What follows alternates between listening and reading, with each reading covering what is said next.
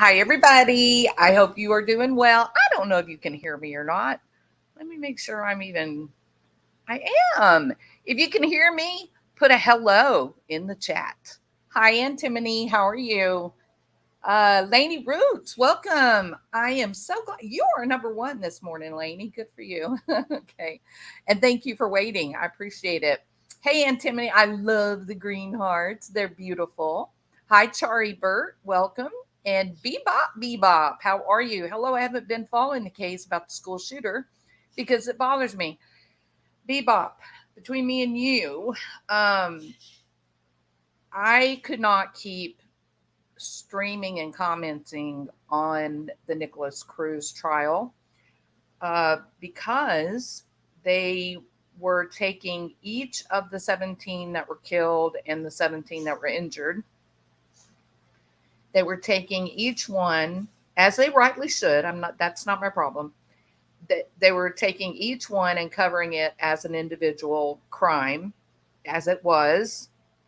And with each one, they were playing the sounds of gunshot or the sounds of obviously people that had been harmed, and they were yelling out in pain and the kids in fear.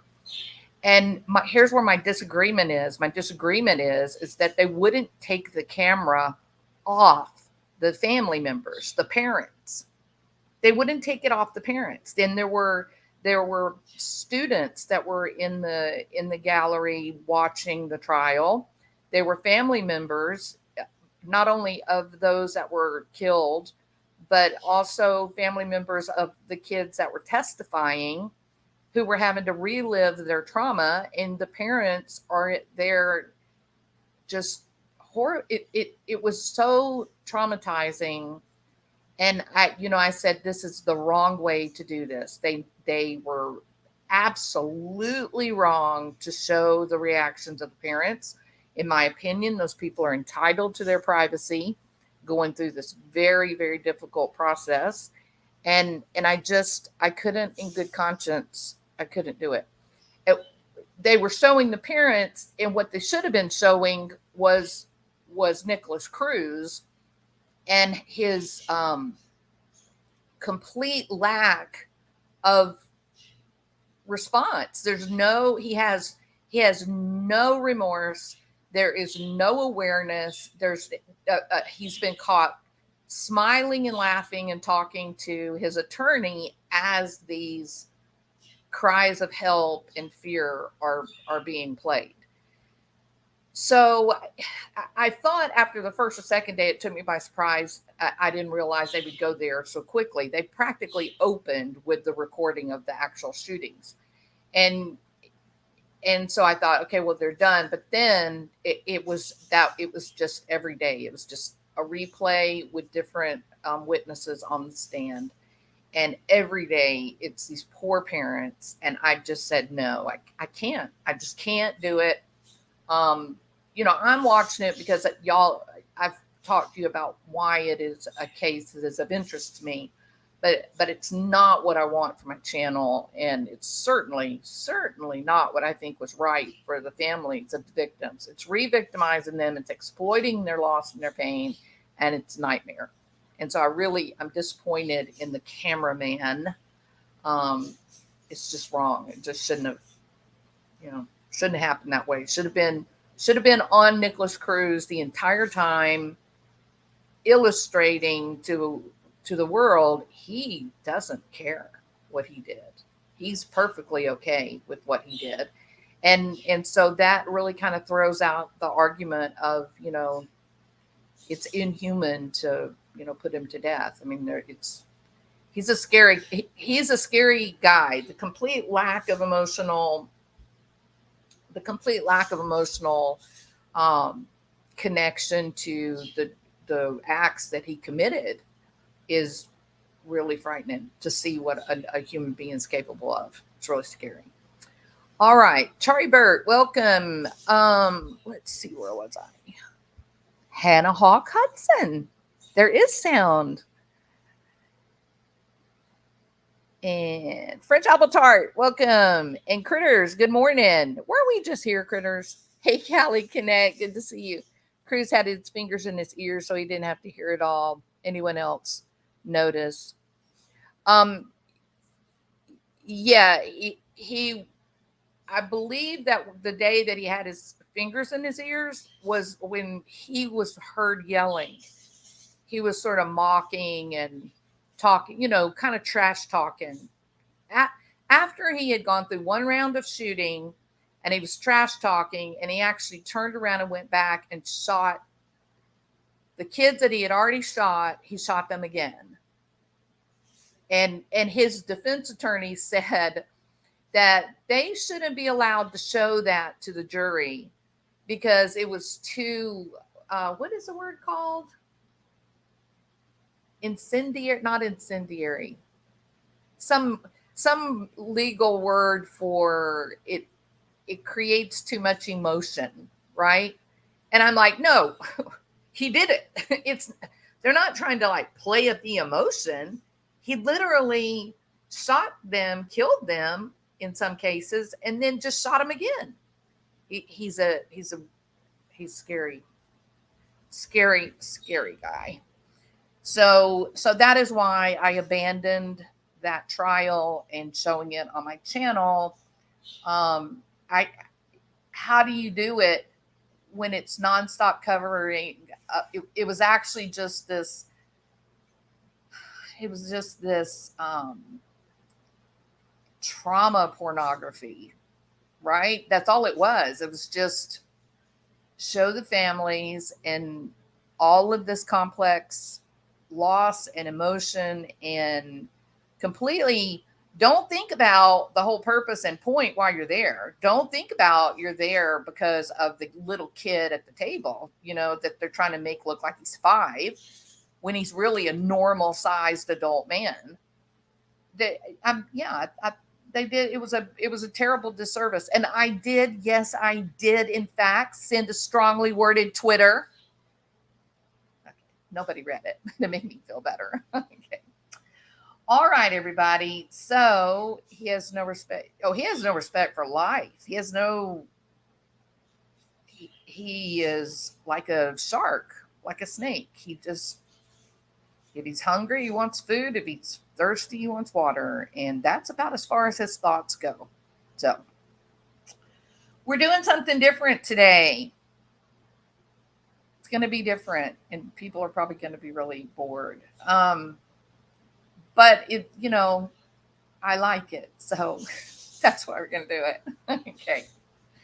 So we do an awful lot of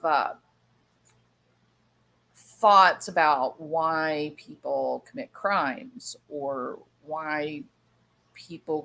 how can people lie about others, like the whole thing that happened with Amber Heard and Johnny Depp, and like what leads people to get to that point that they're capable of seeking the harm of another person, or they don't have any trouble telling lies in order to try to make themselves look better, like what leads them, because the greatest majority of people don't do those types of things. In fact, it would be actually physically uncomfortable to try to put yourself in that place of that you're capable of doing this.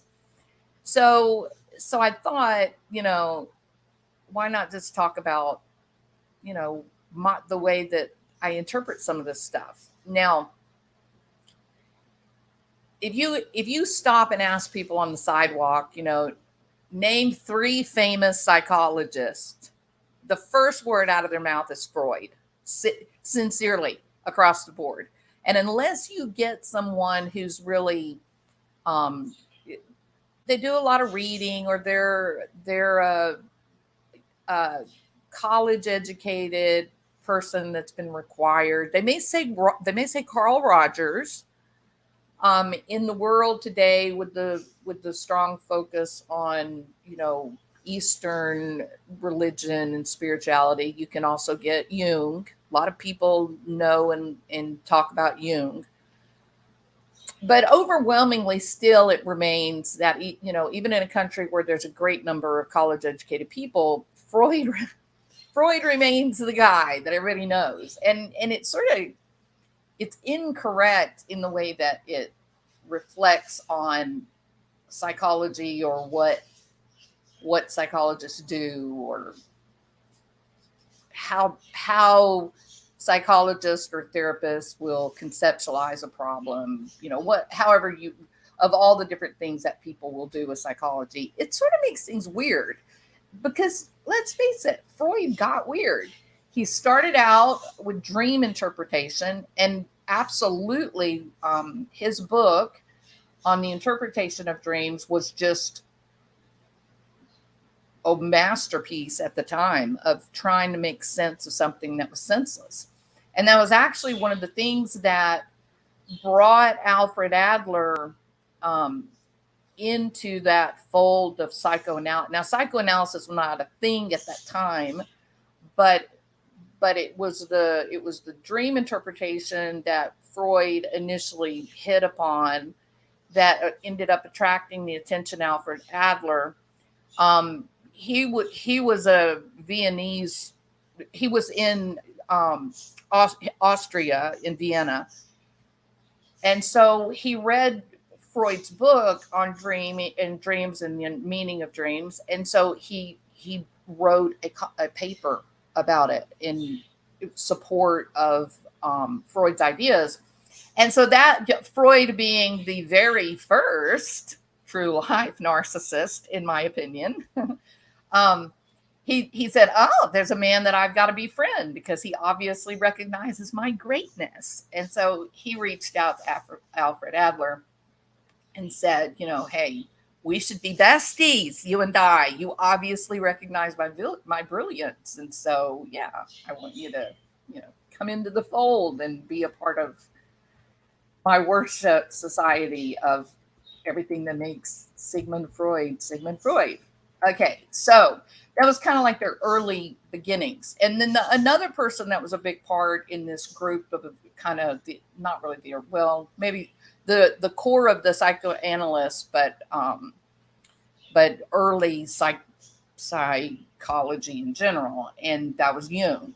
And so initially it brought them all together, and they were having these private conversations that one of them would present a paper. They'd come together on Wednesday, and they would one of them would give a paper, then they would have cake and crumpets, and then they would have this academic discussion about whatever paper it was that was presented, whomever's ideas, were presented.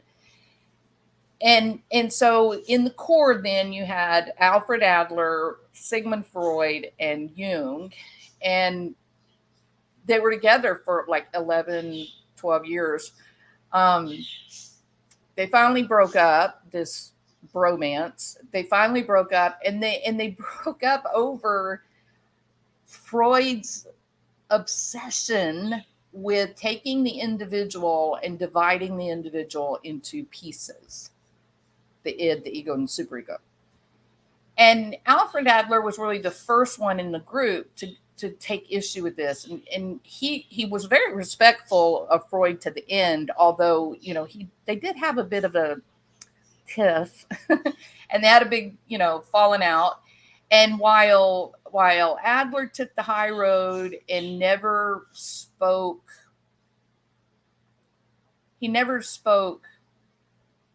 overtly negative about Freud, he always referred, if somebody tried to get him to talk about Freud, he would always revert back to the brilliance of the interpretation of dreams, and how Freud's work in the book, The Interpretation of Dreams, was so pivotal and accurate.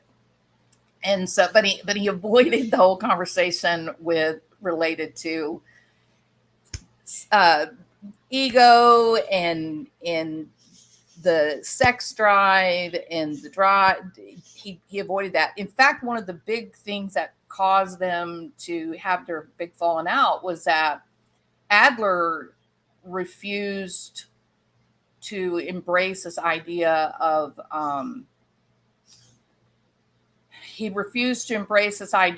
breaking the person into individuals, and he talked about an aggressive drive, that we do have a drive for aggression, but it's a drive that we do have control over. Whereas Freud was talking about aggression as a function of id, that you couldn't control it, that you were a slave to your anger and your need for aggression. And this was Adler's attempt, in a very gentle and politically proper manner, to sort of push on Freud a little bit and go, hold on just a second, Mr. Dr. Freud.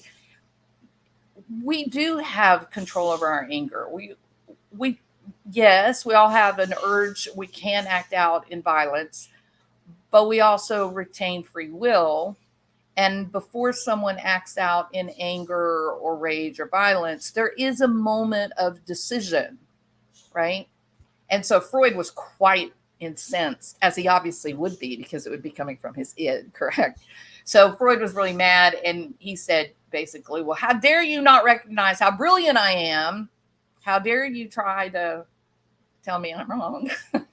And that was the end of Adler and Freud. And they never spoke again. That was actually truly the end of their very long friendship. And then Jung broke up, with Freud, I don't know, 2, 3, 4 years later. And when, just for the sake of conversation, when Jung went off in his direction, he really immersed himself in the idea of spiritualism and religion, in terms of life force. And so they all kind of had their pet area of humanism and drives in life. And so it all looks a bit different.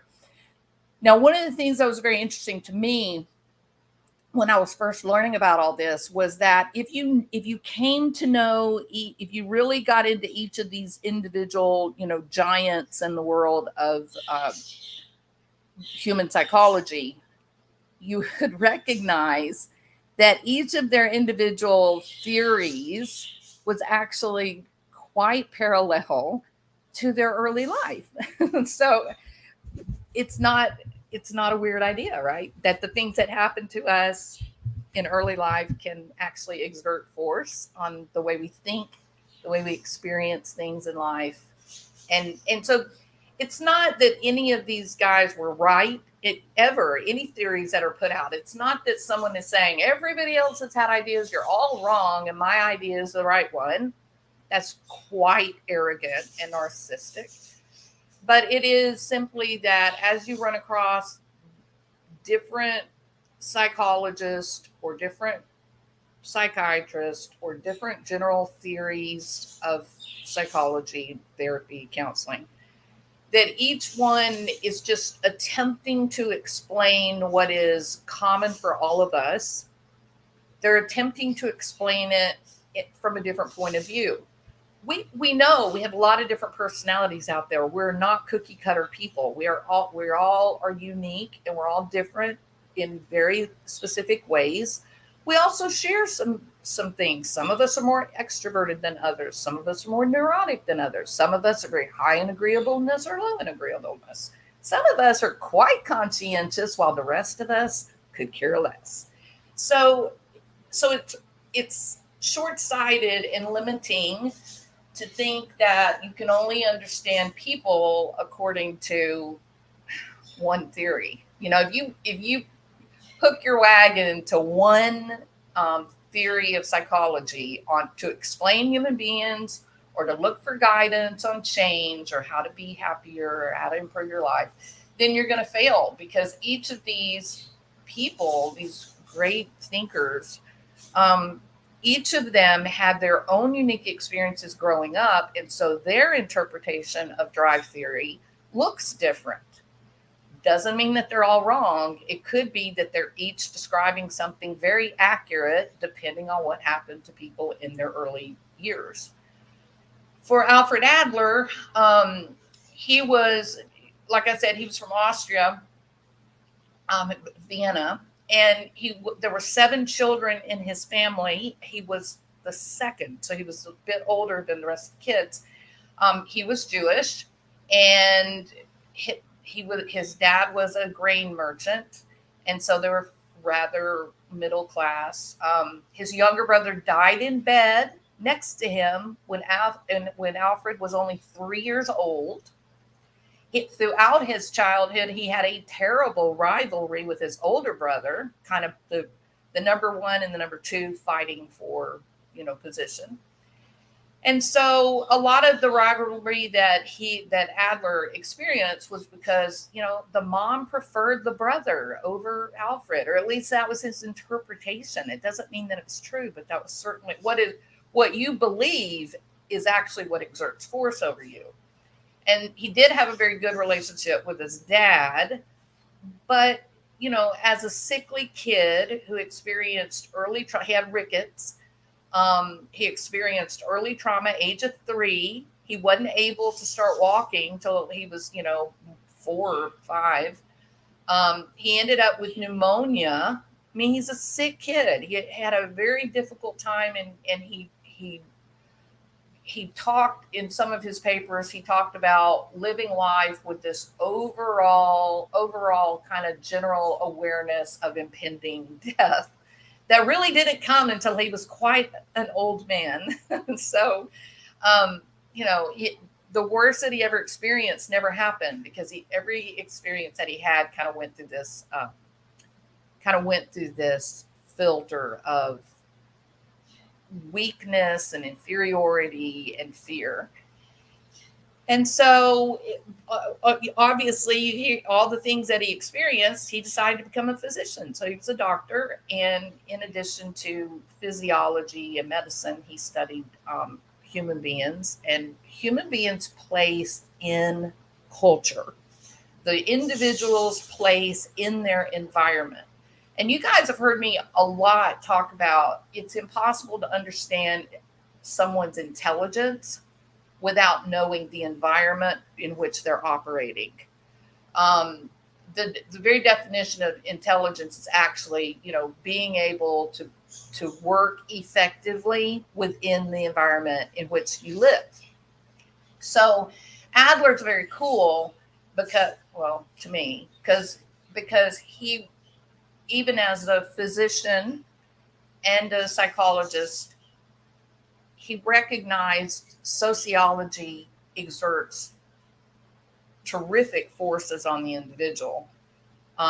Whereas Freud was really, really molar in saying, no, the person is a function of these individual parts of their society. And it's very difficult, takes a long time. You have to do a lot of painful exploration before you can go back and basically re-engineer the personality of the person. Psychoanalysis is not, his daughter Anna did a lot more work coming out of psychoanalysis, or the theory of psychoanalysis. Her work was a lot more useful in actual understanding and helping. But anyway, so Freud was really sorry, whatever happened to you, you're going to be a victim of it and a slave to it for the rest of your life. Alfred Adler was like, look, bad things happen. We start out in the world with this inferior, our recognition that we're weak and we're not able to control our environment. And then at some point, that inferiority complex plays out over and over throughout our lifespan. But just because bad things happen to us in childhood, it doesn't mean we are a slave to it. We have free will. We can turn our sights towards the future, and we can become whomever we wish to become, or we can live this fulfilled, happy, contained life, if only we stop worrying about everybody else and what they think about us. So I know I told y'all this was going to be boring. Stay with me. Stick with me. It's not that boring. I'm going to get into this. Just stay with me. Okay. So while Freud is like the number one best known psychologist, Adler actually would be considered, in my frame of thought, Adler would actually be the guy that was most influential in shaping like today's modern process of therapy.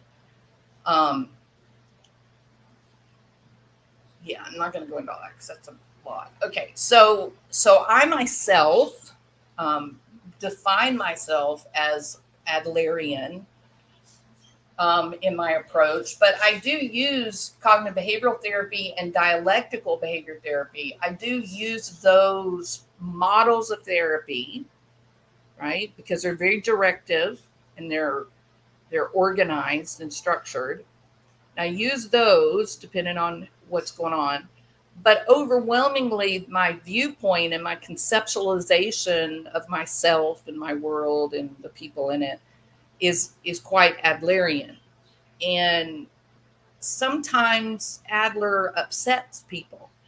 Sometimes people read Adler's work or they hear somebody talking about Adler's beliefs and they think, well, what do you mean I'm choosing to be a recluse? I don't want agoraphobia. Why are you saying I'm agoraphobic? Because I'm choosing to be agoraphobic.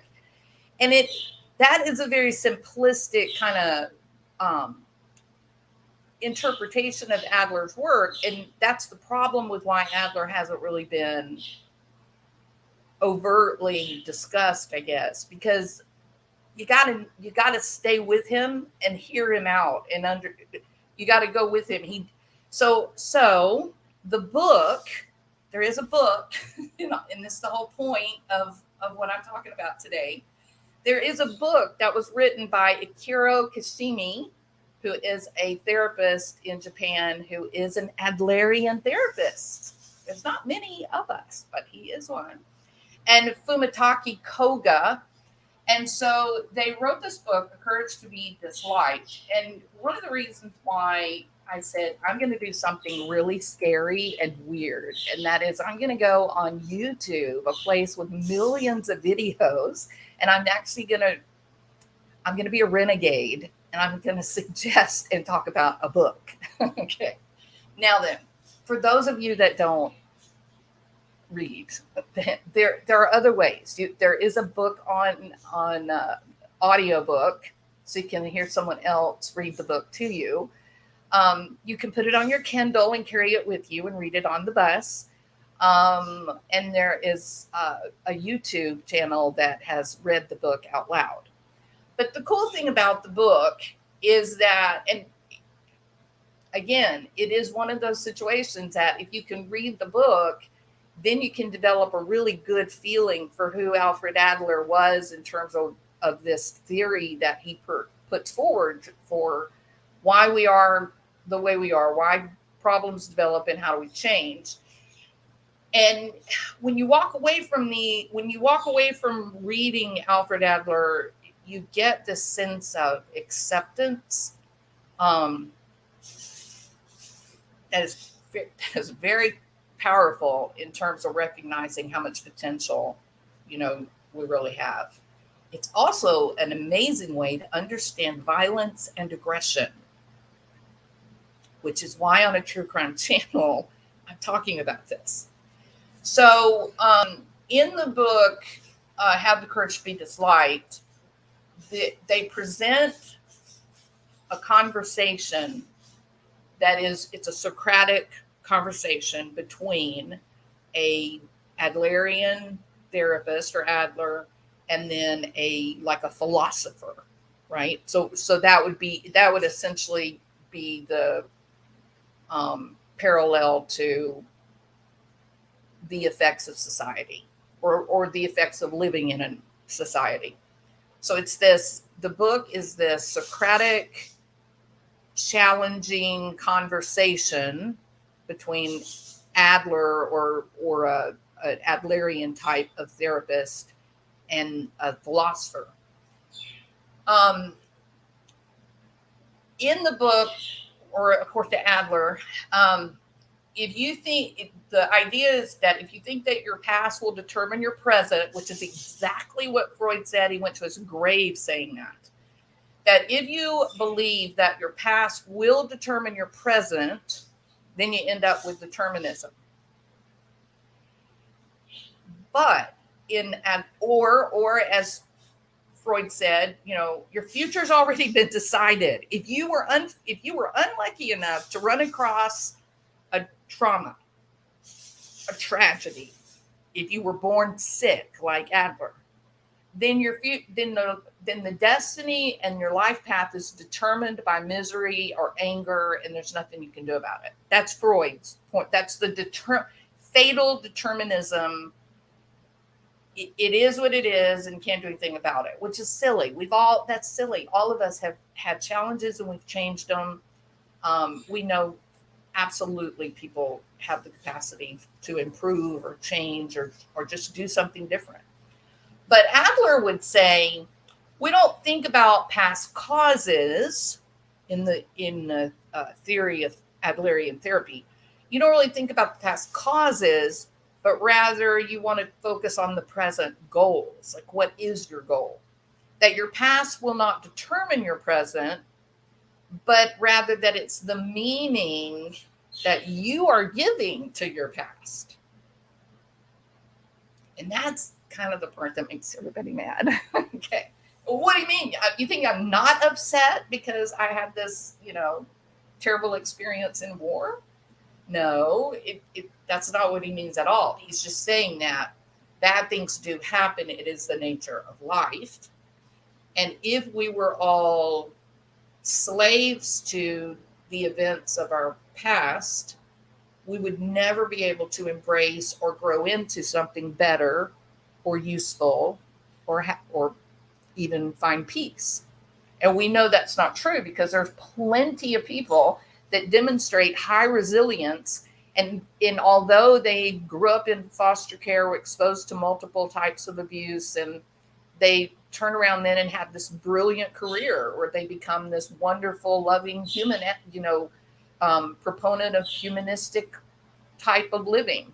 So we know that people are not slaves to their past trauma, regardless of what Freud said.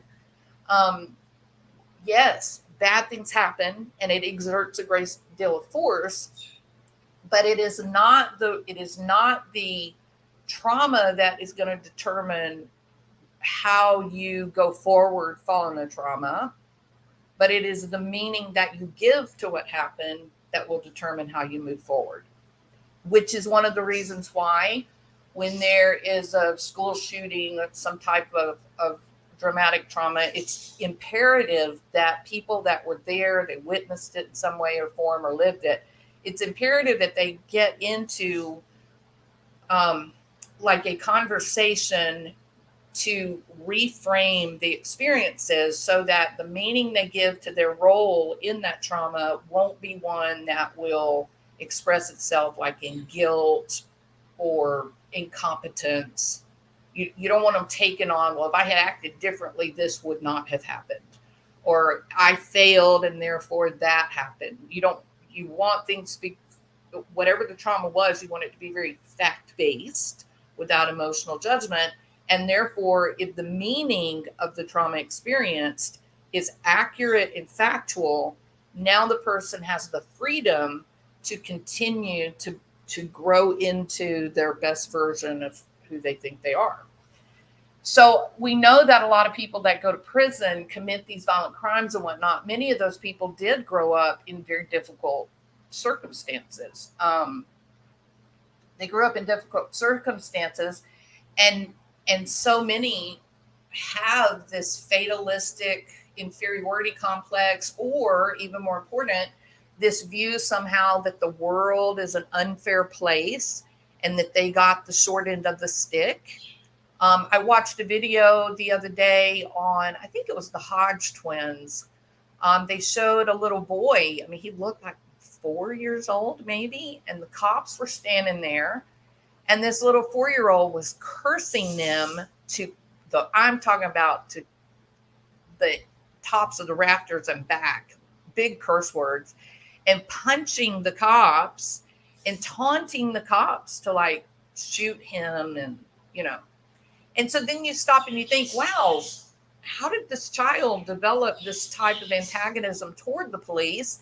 And is this going to result in a little kid who is going to go to school, study, go to college, and make a life for himself? Or is this going to more than likely end up in a little child that ends up taunting the police and doing something dangerous and end up getting shot?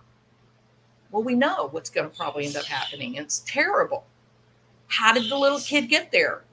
Because of the parents, the adults that are in his life are possibly, I don't know this for sure, but according to Alfred Adler, one would believe that the parents are quite fatalistic and they're angry and they feel life is not fair, and they're teaching, they're creating this environment of the world's not made for you, you're different, people are going to hate you, therefore you should hate them first, and you should hurt cops because cops are going to hurt you.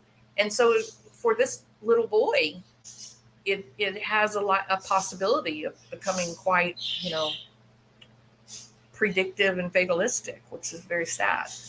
So it does help to recognize, to think about Adler. I mean, you don't have to know that it's Adler, but to think about life in a way of, well, hold on a minute. Yeah, bad things do happen, but there's also a lot of examples of very good things coming from bad. How is that possible? Where's the capacity in human beings for that to happen?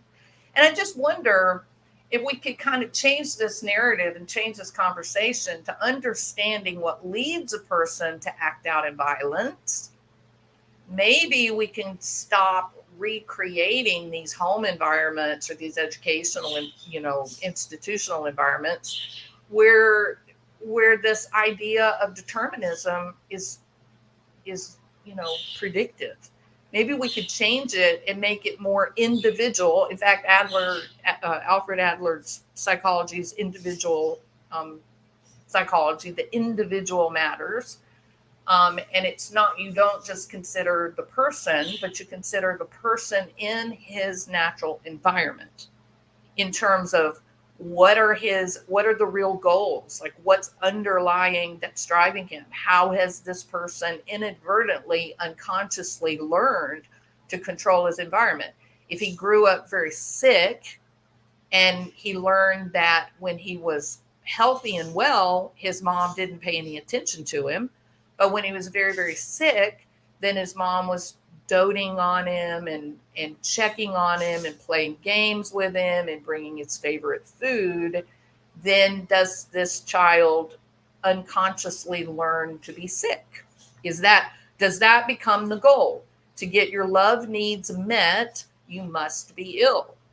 I know this is one of those theories that can make people really mad. I get it. So you kind of have to be willing to sort of not just read a little bit of Adler, but to really go and search and try to really get at the meaning. And remember, this was a man who came into the world very small, experienced real trauma very early, and was very sick for a very long time. He had an intense sibling rivalry. His mother did not treat him very well, but he had a great relationship with his father. And so he had in terms of the ideas that Freud put out that are so talked about and accepted today, Adler had all those same experiences, and yet he ended up as a very professional physician. I mean, a very successful physician. So somehow he experienced exactly all the negatives that Freud described in his early work, but he defied every one of them. And that may be why Freud hated him. So Freud Freud's story, for people that really get to know Freud, he kind of becomes a joke because I believe he was a true narcissist.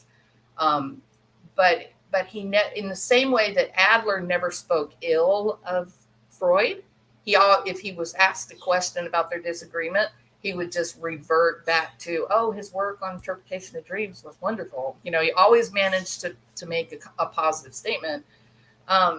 Freud went to his grave, trash talking Adler. So he never got over it. He was obsessed with Adler. So one of the examples that Adler gives is like a mom that's angry at her daughter, right? So she's yelling and screaming at the daughter. The phone rings, she picks it up, and suddenly, she's screaming and she's yelling at the daughter, you're a bad kid, you're an awful person. She picks up the phone, she says, "Hello, may I help you?" "Oh, well, good afternoon, school of the daughter I was just yelling at. Yes, it's such a great day to hear. Oh, it's lovely to hear from you. How's your family? Are they doing well? Wonderful. Oh, yes. Right now, she's in there studying. She's such a sweet little girl. I've really been blessed as a mother. So glad to have her. Yeah. So, could you tell me what's going on?" "Sure, I'd be happy to help out on parent teacher night." "Of course. You know you can always count on me, Marge." "Absolutely. Yes, I know. Well, you have a wonderful day, Marge. It was so great to hear from you." Hangs up the phone, turns on the child, and her face becomes this ominous monstrosity. And once again, she's back screaming and yelling at the little girl. Now, should things become out of control or the mother get questioned because of the sounds emanating from her house, the sounds of abuse, should they come in and say, "Hey, how did your child end up with these bruises?" And your neighbors are complaining of the screaming and fighting. Then she says, "I'm so sorry. I was out of control. I couldn't help myself. I have an anger problem. I'm so sorry." Okay. Now, Freud would say, no, she's got an anger problem. She can't help it. That early primal rage was triggered. She acted out. That's just the way things are. Remove the child, keep the child safe, and that's that. An Adlerian person would go, "Well, come on, let's talk. What do you mean you were out of control?" Because, Marge over at the middle school claims that she talked to you that afternoon and you were perfectly delightful, that you were calm and you were pleasant and you were volunteering to help with the PTA. So which is it? Were you in a primal rage, out of control, a slave to your emotions? Or did you make a choice that when Marge was looking, you were being who you wanted to be known as? But when Marge was not looking, you were exerting punitive control over another person. You wanted your child to quake in fear. You wanted your child to do exactly what you were determining. You did not want to listen to your child's thoughts or her wishes, and you were using the power and the rage of a very angry monster to do that, to accomplish that. So the next question then would be, well, why would she be appropriate around Marge in this idea? Well, because remember, the whole thing goes back to inferiority versus industry. And so she doesn't want to be rejected. She doesn't want the mom doesn't want the greater society to reject her. And so she has to conform to what their expectations are for her. But then as soon as she hangs up, she deals with the child on a different level, which is one where she's using power and control, right? So Adler was really on to something, in my opinion. But we've been really slow for embracing it. We don't like to. And to me, we're going in the opposite direction in the criminal system. We're going in the opposite direction from Adler with this new thing of, oh, we shouldn't just because people break laws, they should not be put in jail. That is not fair. We should not put people in jail and demand a cash bond. That is just inhuman. We're kind of going the opposite direction of saying, don't hold anyone responsible for their behavior. You can't hold them responsible for the behavior because they were mistreated as children. Okay, well, it doesn't matter if you're mistreated as a child. Jeffrey Dahmer was still a monster. Do you want him walking around free because somebody was mean to him as a child? Or do you want to protect your greater society, right?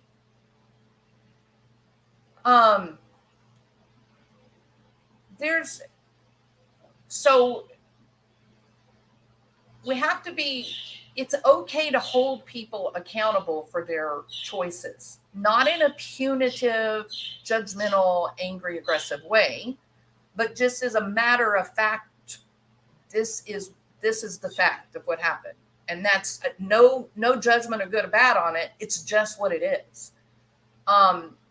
Like in the case of, let's see, what's an example? Like if there's somebody that's developed agoraphobia, they're staying inside all the time.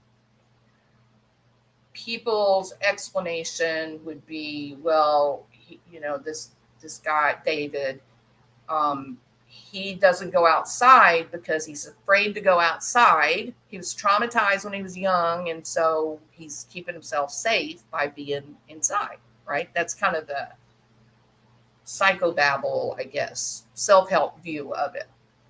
But Adler would have said, well, David his goal is actually not to go outside.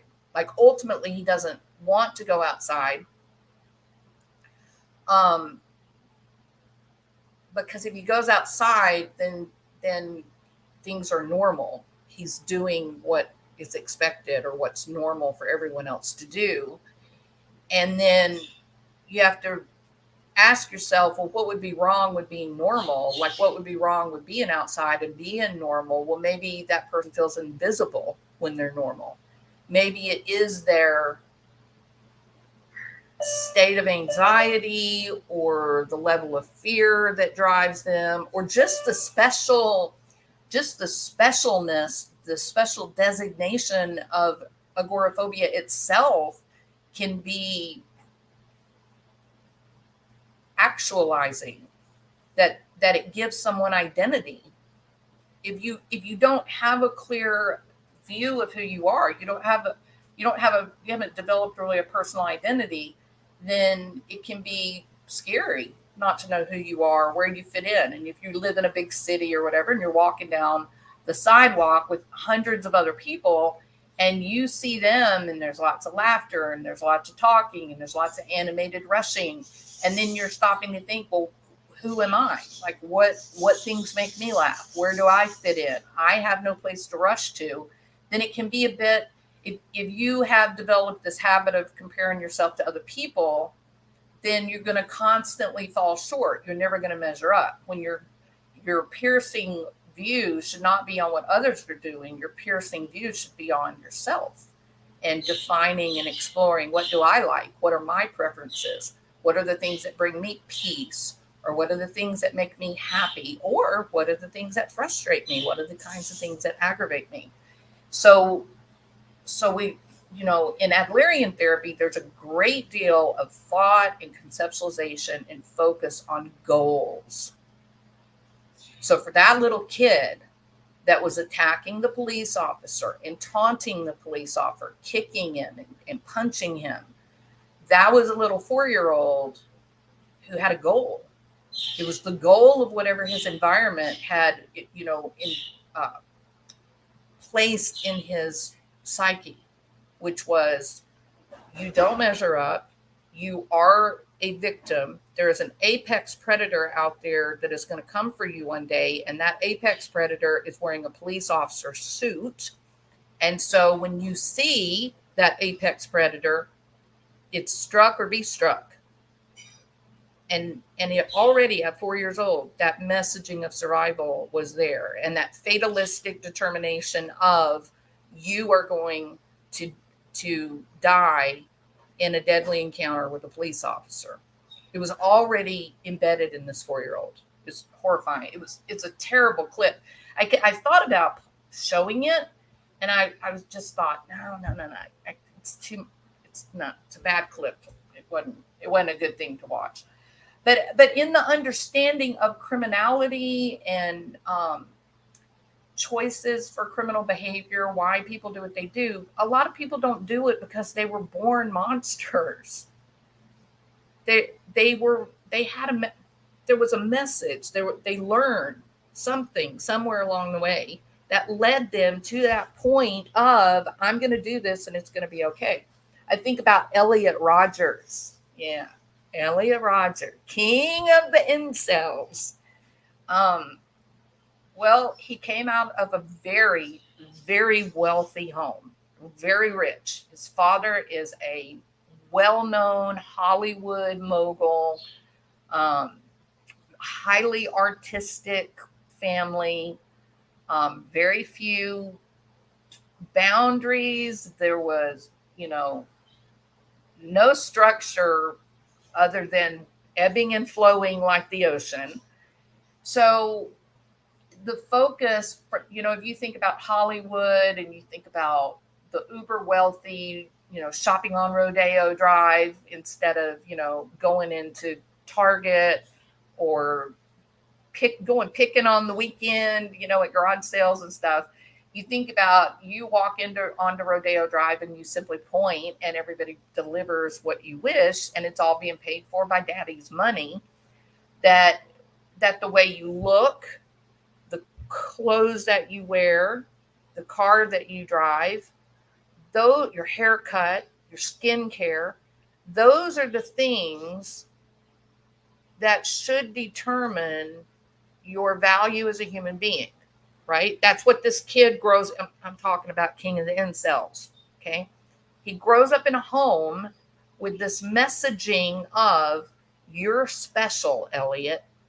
You are special. You are better than the majority of other people your age because you are wealthy. You come from a home where your father is very well known. We are artistic. We are more sensitive. We understand the world in better ways. And we are the beautiful people, Elliot. You were born into life with the beautiful people. You are not like those other people out there. You are one of the beautiful people, Elliot. So just like the little kid with this fatalistic determination for encounter with an apex predator, Elliot's programming was much different. It was one of to be or not to be a perfect narcissist, right? But without making a joke, really it was about the shallowness of what matters. What is the worth of a human being? What defines content of character? And I believe that in Elliot's world, the way he grew up, I believe there was no content of character. I believe it was, in fact, who's got the biggest bank account, who's wearing the right clothes, who's carrying an Hermes bag, who's driving the coolest, car. I believe that was the replacement for content of character. I think it was, what's the size of your bank account? Then you'll matter. If you've got a great bank account, you're special. Character, what the hell's that?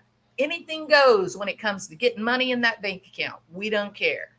And so Elliot, born into the life of the beautiful people, he was programmed not with the idea that there was an apex predator on the prowl looking for him, but that he is king. He is king because of the way he looks. And he is king because of the amount of money that he has. And he is king because of the person that biological father was famous. So he's very shallow. There's no leading, there's no exploration for Elliot Rodgers for what makes you Elliot. What things are important to you? What makes the difference between a good person and a bad person? When do you stop and butt into someone you don't know in order to help someone that seems to be struggling? Where does Elliot end and the rest of the world begin? And I don't believe he ever experienced those types of, sit down, be quiet, don't be rude to the other people that are talking, say please, yes ma'am, no ma'am, thank you. And if you see somebody crying, give them a hug. I don't believe he got any of those messages from kindergarten. I think it was all, what do you look like? What are you wearing? And what does your daddy do? That type of, and the result is a kid who was so shallow, who was so self-obsessed and shallow that he could not figure out why the girls would have nothing to do with him. He waxes poetic about, look at me, and he holds his hands out like he's, on stage. Look at me. I'm beautiful, and I look this way, and I use this hair product, and I have money, and look at my car. I have so much to offer a beautiful girl, and they don't talk to me. I see them walking around with big lugs around the campus. Guys that don't deserve them. Guys that are wearing sweatpants and smell. What do those big thugs have that I don't have? And I'm like, hey, Elliot, it's called a soul. They have a soul. They have things that they like. They have interests. They play games. They make jokes. They hug their friends when they're sad. They give a high five when they celebrate. They sit together and talk and watch movies together. And they build each other up and say, hey, you can do this. I know you can. Elliot was so self-obsessed with his looks and his money that he simply did not have the ability to think about the individual human beings that really drive us. What we look like, how much money we have, those are really not the things that drive us. And poor Elliot just didn't have it. So when you consider the little kid on Hodge Twins who's looking for the apex predator in his life, or you look at Elliot Rodgers, who in great consternation says, why don't they love me? I am beautiful. I have money. Right before he goes and kills people. The very girls that he claims to be so miserable about because he can't get a date with them, he chooses to kill them because they don't appreciate how beautiful he is, that his dad is famous, and they don't appreciate his car. Interestingly enough, he used his car to hurt them, to kill them. And there were a lot of additional people that died or were harmed as he acted out his rage on young blonde girls. All right. So if you really get into Adler and you kind of open up your mind and get away from, some of these other kinds of ideas, and you accept that, yeah, sure, we don't have there's not fatal determinism. You can't separate the individual from their environment.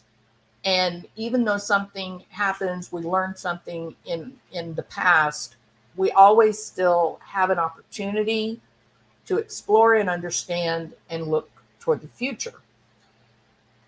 And so then it brings you to that point of, okay, so what would Adler say about the future? Like, what would Adler say about the process of change, how that's achieved, and what does one do? And there's really, if you're practicing true Adlerian therapy, then there's a 4-step kind of process that you go to. It takes a long time. Remember, he comes out of the school of psychoanalytic thought, although it doesn't look anything like what Freud's psychoanalysis looks like. But it is this process of understanding yourself, exploring who you are. What are your underlying goals? Is your goal really to be in the house, or is it really to avoid inferiority? Are you really afraid to go out because there might be danger? Or is the danger you're really afraid of the fact that when you are compared with all these people, there will be mediocrity, that you won't measure up? What is your real goal that's at play? And it's a fairly scary process, right? That you're sort of confronting a core part of you that you've worked really hard to ignore. You don't want to think about a fear of mediocrity. But here's what Adler says. Guess what, people? There's nothing wrong with mediocrity. Mediocrity can actually be a very pleasant place to be. It can be comforting on some level, right? That a lot of people that strive, they're ambitious and they're striving super hard for all this great, accomplishment or education, or acknowledgement that those people are actually sort of hysterical, right? That a lot of the energy that they're burning up in this nonstop, striving for fame or whatever, that they're really working hard to avoid themselves rather than actually loving what they do. Correct? So, or accepting who they are. So to consider that, mediocrity is not a bad thing. In fact, another word for mediocrity would be just being normal, just being regular, being, people that use the word mediocrity are people who are focusing on, I want the world to, love me and look at my greatness and acknowledge me as superior. So one of the processes going through this with Adler is this idea of, what, it's all BS out there. Like that whole thing, you're going to go do this, and then you're going to go to college, and then you're going to be great, and then everyone is going to love you. That's all just silly. It's just, makeup on a pig. The reality is you live with you. You're the primary source. You're the person that you wake up with every morning. You're the person you go to sleep with every night. You're the person that you dream about, that's at the center of your dreams. You're it. So instead of this constant, I'm going to be someone else, I'm going to be just like Dr. Phil, I'm going to be just like Dr. Drew, I'm going to be just like Bill Clinton, I'm going to be just like, I don't know, king of the world, Leonardo DiCaprio. Instead of that fruitless endeavor, because you'll never be Leonardo DiCaprio, how about I am me and I can accept that?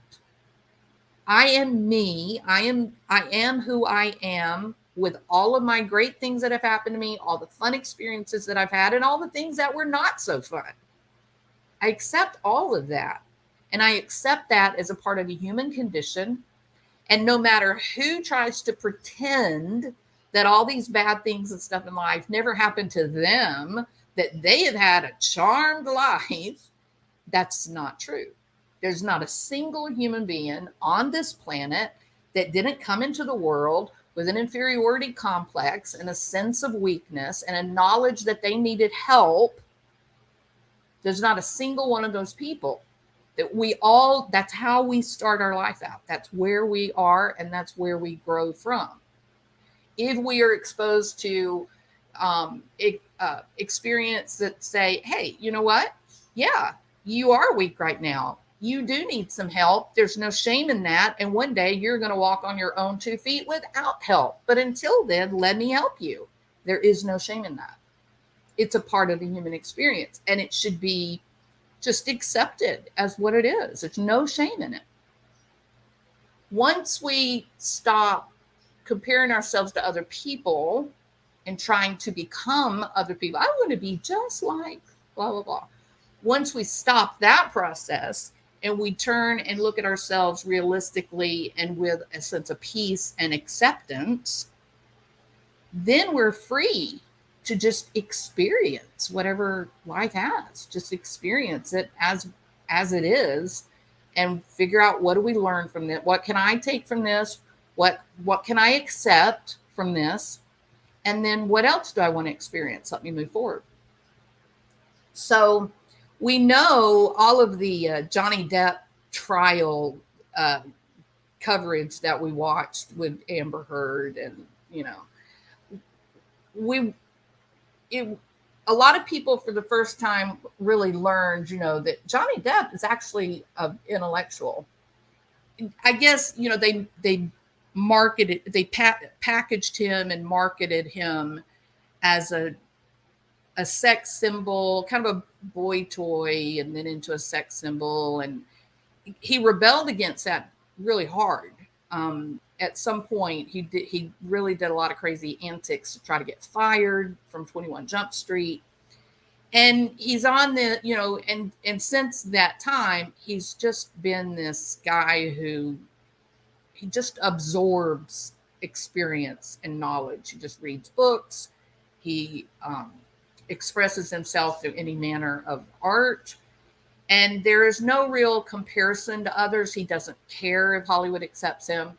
He doesn't care if the studios don't like his characters. He just says, well, that's what I came up with.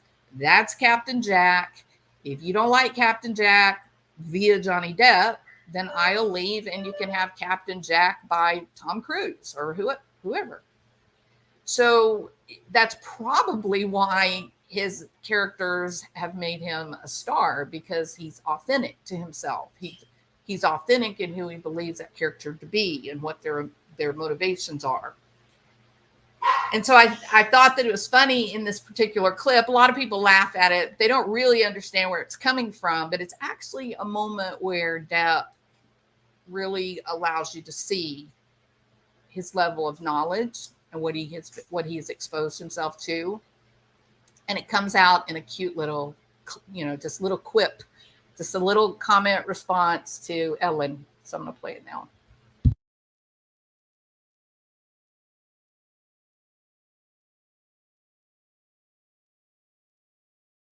Part of your body. I've had them surgically Do you, put on. do you like your ass? Wow.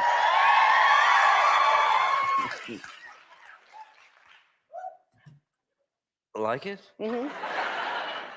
I accept it. Okay. All right. What is your favorite? Okay. So, he's obviously been exposed to this whole Adlerian idea of life that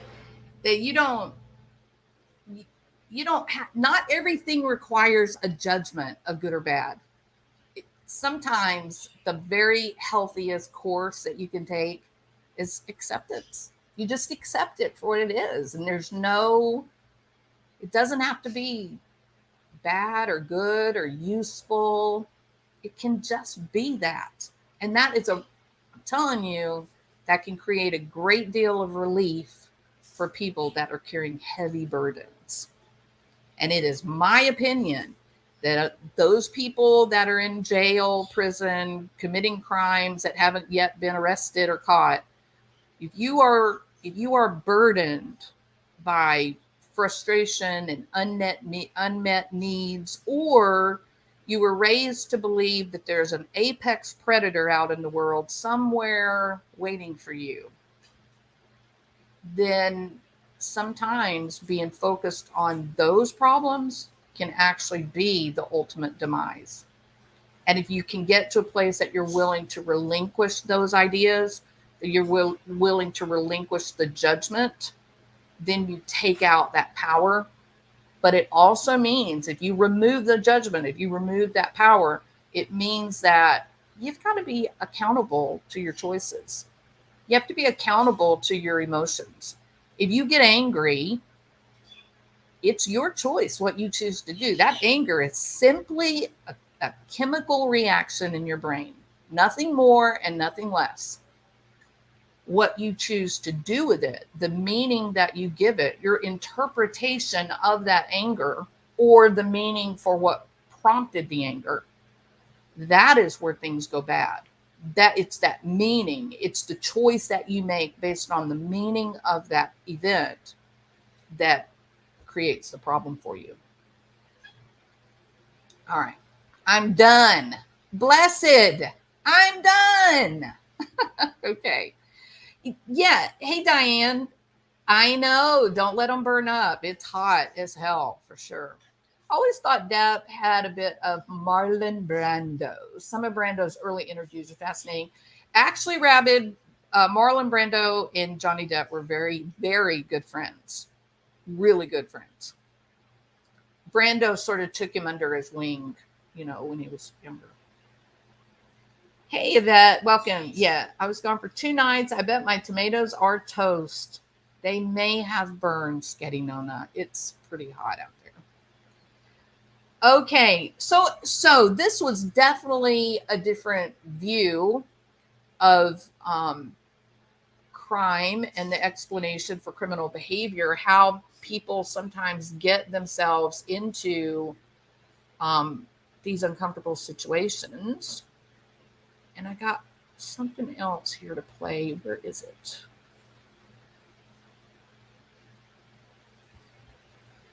Where did it go? Not there. Not there. Right there. Okay, I found it. Just 1 minute. Stop the screen. Share.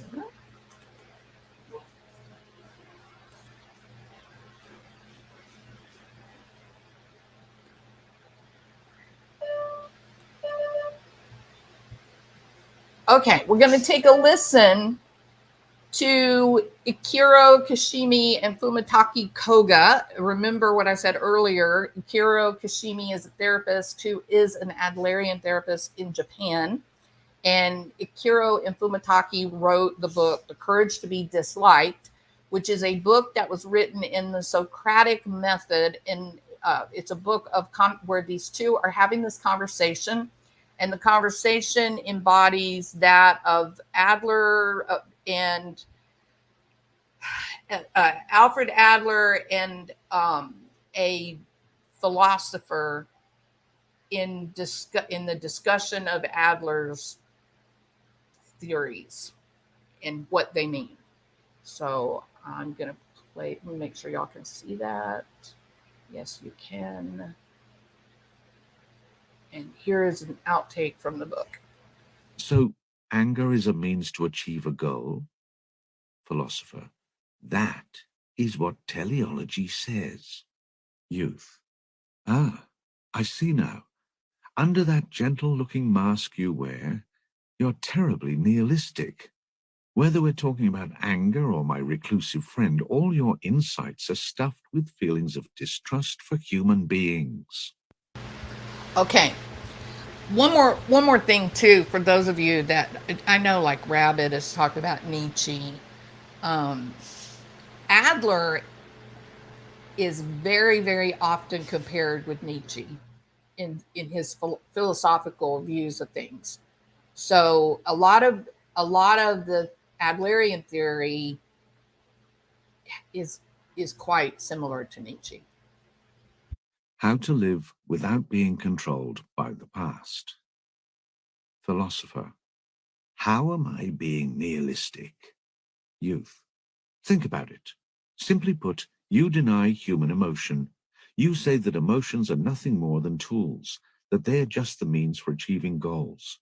But listen, if you deny emotion, you're upholding a view that tries to deny our humanity too, because it's our emotions and the fact that we are swayed by all sorts of feelings that make us human. If emotions are denied, humans will be nothing more than poor excuses for machines. If that isn't nihilism, then what is? Philosopher, I am not denying that emotion exists. Everyone has emotions. That goes without saying. But if you're going to tell me that people are beings who can't resist emotion, I'd argue against that. Adlerian psychology is a form of thought, a philosophy that is diametrically opposed to nihilism. We are not controlled by emotion. In this sense, while it shows that people are not controlled by emotion, additionally, it shows that we are not controlled by the past. Youth. So, people are not controlled either by emotion or the past? Philosopher. Okay, for example, suppose there is someone whose parents had divorced in his past. Isn't this something objective, the same as the well water that is always 18 degrees? But then, does that divorce feel cold or does it feel warm? So this is a now thing, a subjective thing.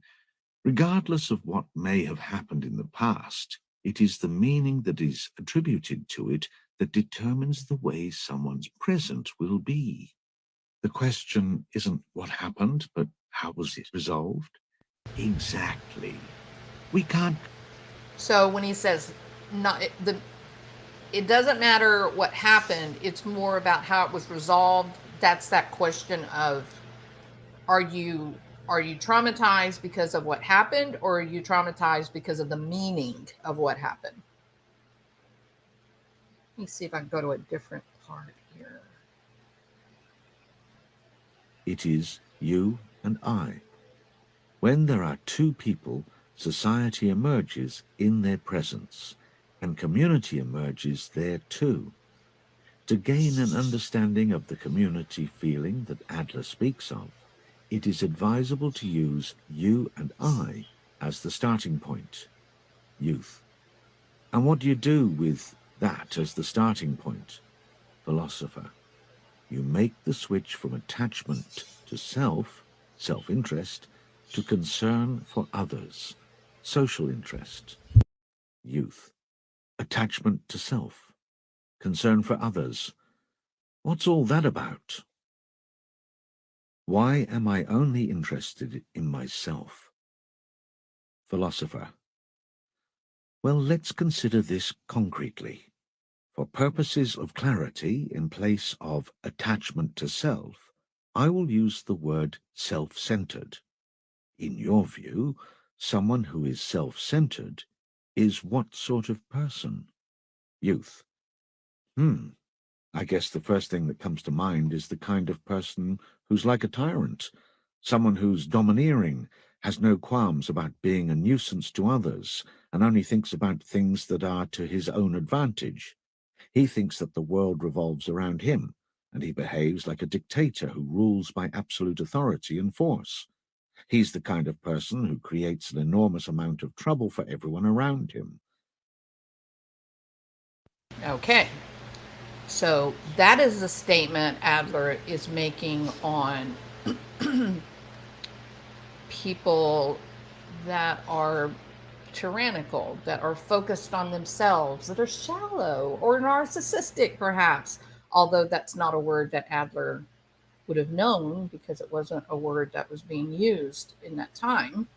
But that if a person is focused solely on themselves and they give little regard to other people and their place in society, even if the society composed of only two people, that person gives no consideration to the needs or the wants or the position of the other person, then you end up with a tyrant, aka criminal, aka violence. So it's a way of understanding how a person can behave with violence against another. If you're so focused on your own internal needs, you're so focused on your own driven, unmet goals that you are blind to the needs of another, then you can act out in criminal fashion. It is a sufficient and necessary condition of a violent or criminal act against another to simply be narcissistically self-absorbed. And this is Elliot Rodger, king of the self-absorbed incels. So let's see what old Elliot has to say about this whole thing of shallowness and whether one can be really accepted with love and affection if you are shallow and lack substance. Hey, Elliot Rodger here. I'm up in the hills in Montecito right now. It's truly a beautiful day. But, as I've always said, a beautiful environment is the darkest hell if you have to experience it all alone. And sadly, I've been alone for a very long time. I've been attending college in Santa Barbara for about 2.5 years now. And in those 2.5 years, I've experienced nothing but loneliness and misery. And my problem is girls. There are so many beautiful girls here, but none of them give me a chance, and I don't know why. I don't know why you girls are so repulsed by me. It doesn't make sense. I do everything I can to appear attractive to you. I dress nice. I'm sophisticated. I'm magnificent. I have a He nice is car, magnificent. BMW. Well, it's nicer than 90% of the people in my college. You know, I'm polite. I'm the ultimate gentleman. And yet, you girls, you never give me a chance. I don't know why. You know, I put a lot of effort into dressing nice. These sunglasses here were $300. Giorgio Armani. So I'll put them on. See? Hold on. Card. He is magnificent in his own words, guys. See? Look at how fabulous I am. He killed 6 people because they didn't appreciate how fabulous he is or was.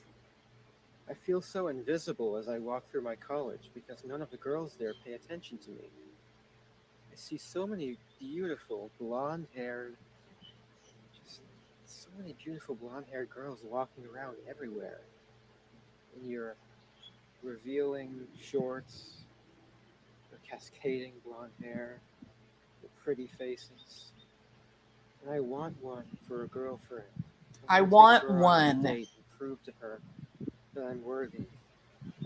I want to feel that sense of being worthy of a girl's love and affection. He wants one. He wants one of 22 years those old, Barbie I've never had dolls a for his girlfriend. very own. I'm still a virgin. I've never had the pleasure of having sex with a girl, sleeping with a girl, kissing a girl. I've never even held a girl's hand. Hell, don't even have a young girl's phone number in my cell phone. And that's just such an injustice because I'm so magnificent. I deserve girls much more than all those slobs I see at my college who are somehow able to walk around with beautiful girls.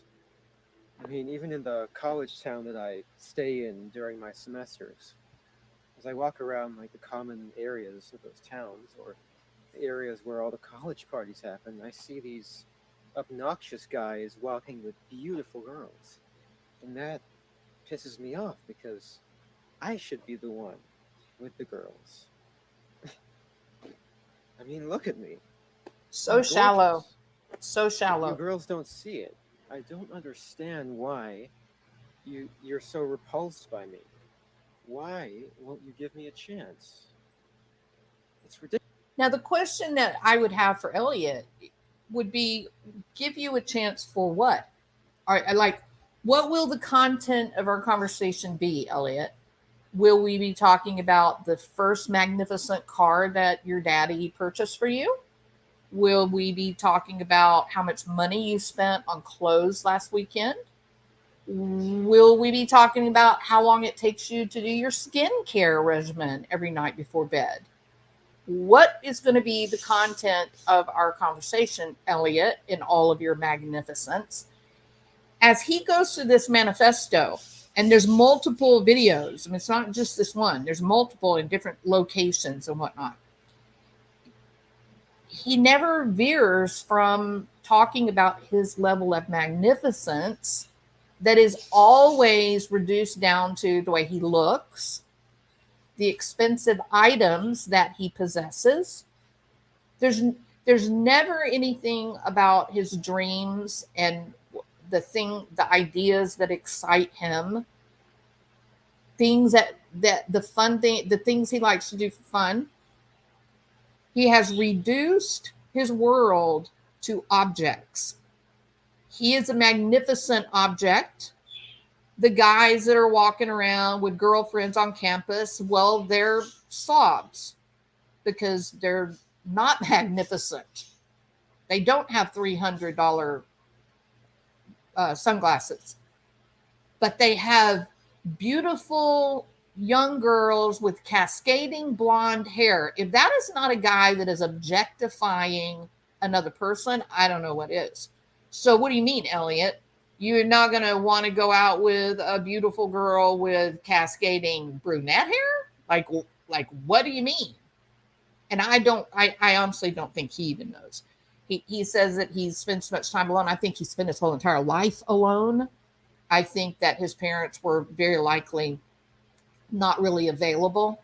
Um, he grew up in Hollywood as part of the uber wealthy, where there would have been a great deal of focus on what does your nose look like? What do your ears look like? What do your breasts look like? How tall are you? How fat are you? How thin are you? What color are your teeth? Let's go to the dentist and get new teeth put in your head. Um, he just never was given experiences of what does it mean to be human? What are emotions? How do you self-care?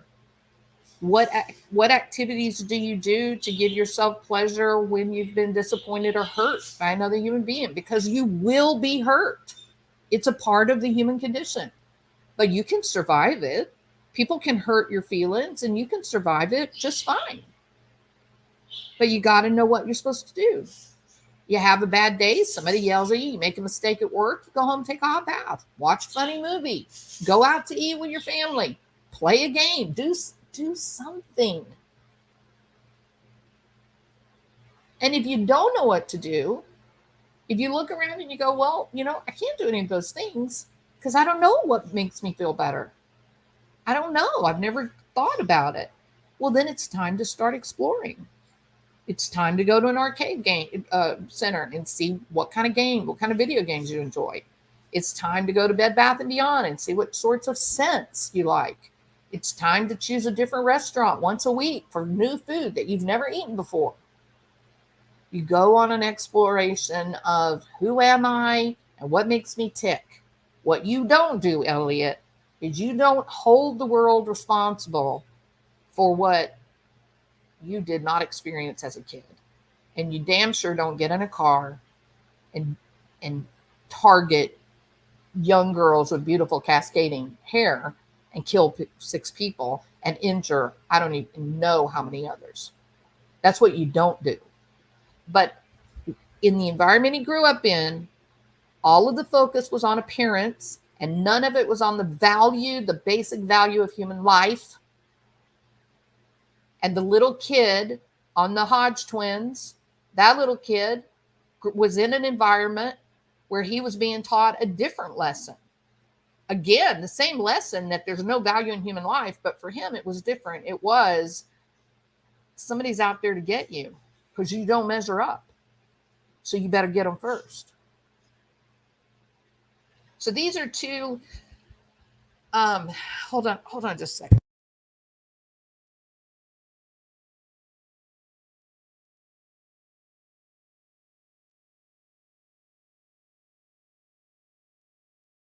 I'm gonna see if I can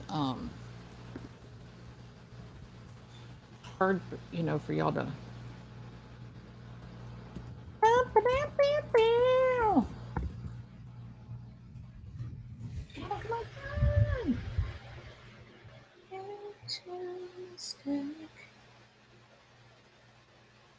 well,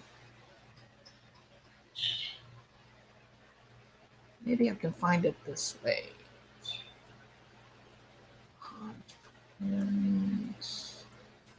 Bad kids. Let's see if it's on that one. Yeah, here it is. Here it is. I found it. And if y'all have never watched the Hodge twins, warning, trigger warning. They're rednecks. They're pretty funny, but they,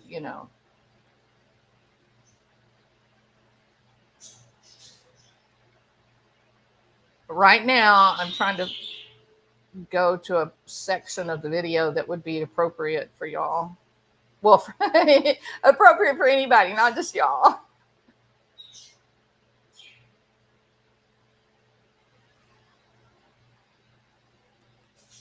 Okay, I'm going to play this. Okay. And we do like Hodge twins. Just they're funny guys. Okay, so goodbye to my boy Elliot, and hello to a different problem, but with the same end result, and that is a teenager without a appreciation for the value of human life that will very likely end up putting themselves in harm's way in a fatalistic sort of deterministic fashion. And so in the same way that Elliot Rodgers grew up in a home in a community where it was all about appearance, the size of the bank account, who your dad is, that where the soul and the humanity, the love of fellow man was just overlooked, just non-existent. This young man here, this little kid, looks like he's about 4. He is in an environment where he is not being taught the value of human life. He is not being taught about self-worth and finding out who you are and valuing the things that are important. He is taught that the world is an unfair, ugly place, and that there's an apex predator out there that will one day kill him. And that apex predator comes wearing the uniform of a police officer. And he is being taught, because that's just dangerous, because that predator is dangerous. It's either kill or be killed. So already at 4, this little kid is acting out self-preservation with no awareness for basic value of human life. Only this idea that it's just surface. It's just shallow understanding. And according to Adler, these are the problems that we are encountering as we grow older. Now, these are 2 very, very extreme examples, right? Most of us don't grow up in these types of really restrictive, but we're learning something in our childhood that may have powerful influence on choices we make.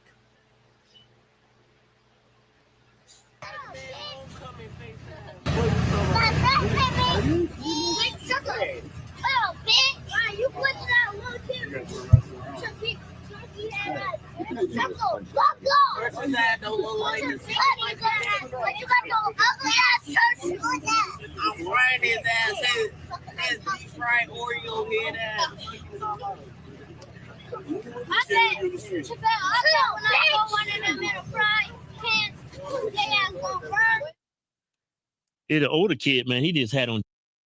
So what do you think is gonna become of that little fella?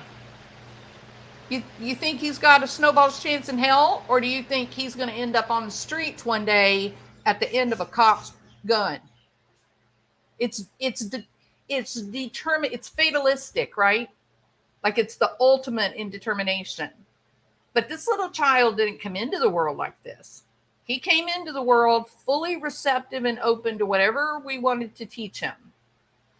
And because of the lessons that are happening in the home, because of the people in the home that are teaching him, you don't measure up. You are not a part of the society out there. You are a victim, and there is a predator out there that is going to get you, and that predator is a police officer. And so you have to either kill or be killed. That's what you're seeing in action right there. A little kid that's already developed a view of the world that's going to land him either in prison for the rest of his life or in a cemetery. But then there'll be people screaming and yelling about the injustice of police brutality. It's these social problems that we've encountered.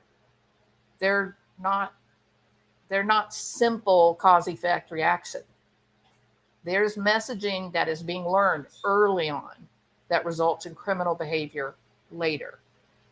What is so critical is to know yourself and know what you need to feel safe. Know what to do to feel relaxed. Know what to do to feel acceptance for the things that you cannot change. Accept that bad things happen. It's a part of life, just like the good things. Find acceptance, find peace, find self-soothing, and then move forward. Move toward the good things that you want. Don't just be reactive to the bad things that you don't want. A 4-year-old just shot a gun at a Utah police when the father was pulled over. Golly. The father did not ask if all the kids in the car were okay after the gunshot. Wow. Hello, Cinnamon Hot, by the way. Yeah. Man. Parents passing their trauma onto their children. Yeah, absolutely, Kate. 100%. Yeah, 100%. It's got to stop somewhere. We got to develop a different worldview of these problems. Wasn't there recently a case where a 7-year-old was shooting at police at a McDonald's?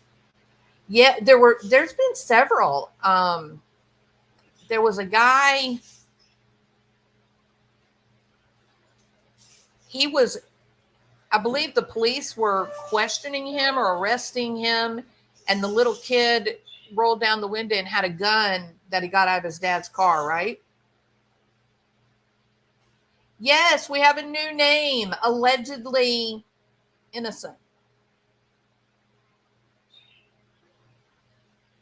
I fully expect that it'll forever be Jewels of Thought. I have no doubt about that. But we do true crime. And so it needs to be something a little bit more criminal in nature. Hi, Snow Lion. Okay. So this is an hour and a half that we have been talking about, Alfred Adler and the conceptualization of violence and how do we work and make it better, right? We talked about a lot of different points and really, brought it to this converging area of how do you explain crime and the criminal. And so we started out this video talking about Alfred, who is Alfred Adler, and what was his connection to Sigmund Freud and Carl Jung. Why Alfred Adler disagreed with Freud's dividing up the human being into multiple parts, the id, ego, and superego, and that Adler said, no, it's a human being, period. And it's not that they are slaves to their emotions, but that what will determine the outcome is the meaning that they give to their trauma, not that they had trauma. Trauma is a reality and it's a constant in life. It happens to every person who is alive, and the acceptance as that will come and that it is survivable and you can determine how to move forward after can be instrumental in whether you act out some of your basic primal kind of experiences. And then we gave examples of our boy Elliot Rodgers and King of the Incels, and then the little 4-year-old who is, looking for the beast that is out there to get him. And that those are the encapsulation of Adler's theory that our goals are often quite established by our early experiences without us really knowing it. So if somebody has agoraphobia, it's not really that they're afraid of being out around people. It's that they're afraid of recognizing how they might be inferior when compared to other people. And most people do have this tendency to want to compare themselves to others, and that is the exact wrong thing to do. I don't often say make a judgment on whether a behavior is, judgmentally right or wrong, but in this situation, I'm going to declare it far and wide, screaming it from the rooftops. Comparing yourself to others is wrong. It's going to lead to a bad place. You're not going to find relief doing that. If your goal is to be the best version of yourself, then the task is to compare yourself to yourself. Compare your performance today with the performance that you had last week or a year ago.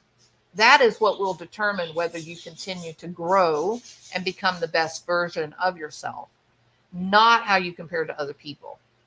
There has to be Just like Johnny Depp said, does he like his ass? He's not so sure, but he accepts his ass for exactly what it is. Now, does that sound like a guy who is going to develop a body dysmorphic problem? No. Not going to be any eating disorder in Johnny Depp's life because he doesn't have a judgment about the appearance of his body. He just accepts it for what it is. It just is what he is. And that's a really freeing and strong position to be in as you encounter the world every day. Compare yourself to only who you were yesterday and the day before that. Exactly. 100%. And so it's a two-part process. You only compare yourself to your own performance and in your condition previous. And the second one is there has to be a goal so you have a trajectory for the future. You want to always be moving forward, with being informed by your past, but moving forward toward your goal. Is your goal one that you fear mediocrity and therefore you're not willing to go out and be around a lot of people that you may realize you don't measure up? Is your goal to avoid mediocrity? Well, then, maybe accepting who you are, where you are, and then figuring out what is the topic you love the most? What is the topic that makes you feel excited and happy? And then just learn everything you can about it. Mediocrity tends to fly right out the window when you become an expert on whatever topic is of interest to you, or you become a great woodworker, or you make beautiful photographs or paintings. So have a goal, figure out what defines you, what matters to you, and then move forward, not comparing your self with other people, but comparing yourself with your past performance. You're going to call me Jules forever, Yvette. It doesn't matter. There has been a couple of times that I thought, I better change my channel back to Jules the Thought because people are not going to know who I am and they're not going to know, but that, they'll find me, right? So spread the information far and wide that we're still the same channel. Pity those that take pleasure in trying to judge you for who you were yesterday. They are the ones that will never evolve. It's all about evolution, Rabbit. I agree. Yep. Okay. Hybrid Pisces. How are you? Did you play any Beat Saber last night? For you guys that don't know, I love Beat Saber on the Oculus.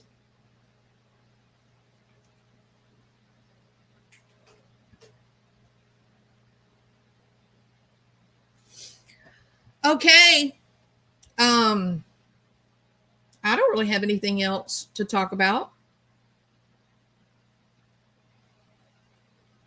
What y'all think? Was it boring?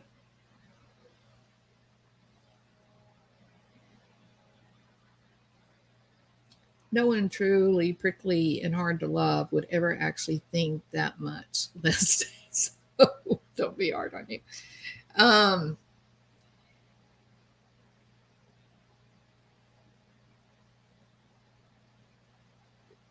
I don't know how fascinating it is, Catherine, but let's think about this for a second.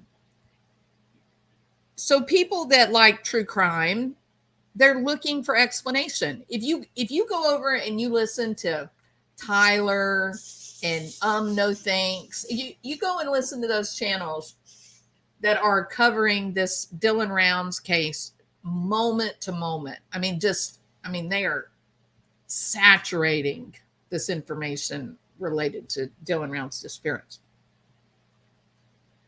What are they really doing? They're looking for explanation. It's all about who would have the motivation to harm a kid in the desert, right? Well, what better? They're looking at things like motive, like, it must be related to money. Well, those people that value money will think that the death occurred because of money. Oh, well, it happened because of sexuality. So those people that are motivated by problems in sexuality, they'll believe that the motive was sexuality.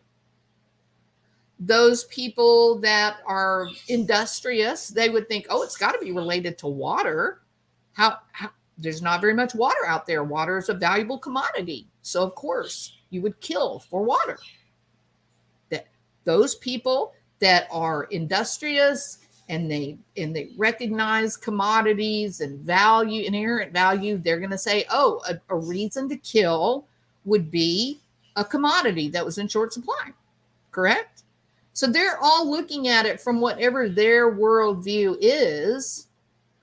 But the truth of the matter, it doesn't have a damn thing to do with what their worldview is. It has everything to do with the experiences of the person that caused his disappearance. That's where it comes from. Now I will say this.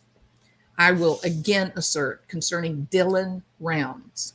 It is very strange that you have a young man that is his same age and looks startlingly similar to Dylan Rounds. He and Aiden could be twins. Goes missing 3 weeks before the so-called reported disappearance of Dylan. 3 weeks before, he goes missing in the desert with no shoes on, or he takes his shoes off once he's out there. Less than 40 miles from where Dylan was last seen. And Dylan has an encounter in the desert with a guy who's bloody and no shoes on. Who can ignore that? If you're an intelligent human being and you don't believe in coincidences, which for people that do true crime, coincidences don't exist. That has meaning to me. There's something about that. Now everybody goes, no, it was Chase. We know it was Chase because Chase said it. Chase Venstra, it's criminal. He may have had a motivation to make you think that he was the one. Maybe he's the one that hurt and bloodied the kid that Dylan ran across.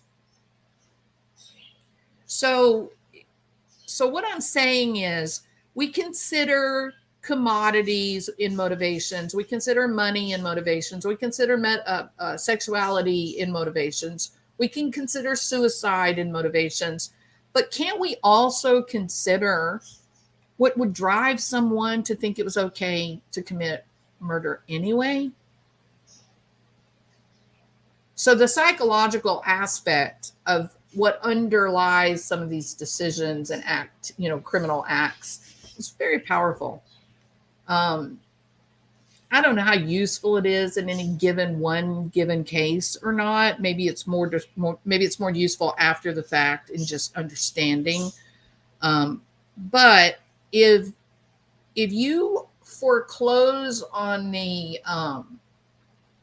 utility of understanding talking to a criminal, questioning a criminal, learning about his early childhood and the challenges that he faced, or she, if you foreclose on that idea of, oh, he's a monster, he killed someone, he doesn't deserve to ever talk to anyone again, lock him up, throw away the key, you're really creating a scenario where you're closing off avenues of change. We have to understand a problem before we can develop a solution to a problem. And the one thing I know is fact is that crime in this culture, in this day and age, is out of control. You saw that 4-year-old acting like a 20-year-old hardened criminal. If you can be hardened at 20, a 40-year-old hardened criminal. Or Elliot Rodger, who, for all intent and purposes, had the Cinderella position to start off life. More money than he ever needed, attractive, intelligent, well-connected parents.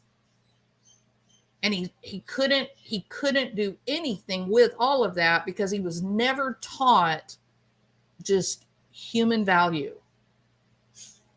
Why are we ignoring teaching kids about human value? Why, as human beings, people, why are we so quick to put down another person, to shame them and hurt them and lie about them? Why are we lying about people? Why are we trying to destroy businesses because someone has a different opinion? It's wrong. And it's leading to bad places. It's leading to a lot of anger and frustration. That's why I think Nicholas Cruz is fascinating and holds value in life. Absolutely, absolutely, he needs to be understood.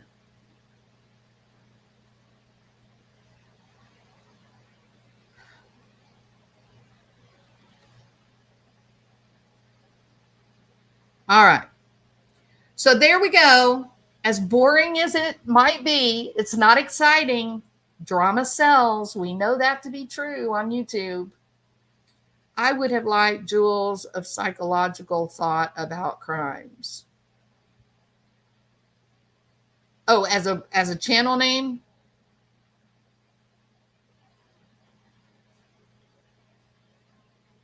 Then I would be JOPTAC. That would be a very long name. It would be Jop Talk. I would be Jop Talk instead of just Jot. It'll always be Jewels of Thought, right? Maybe it needs to be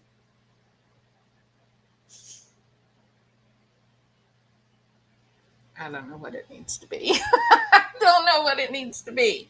We will forge forward with honest acceptance and love in our hearts. Right? All right. Okay. Enough of the pepper. I don't know, y'all. For a long time, I just thought, Joseph thought that it's a music album.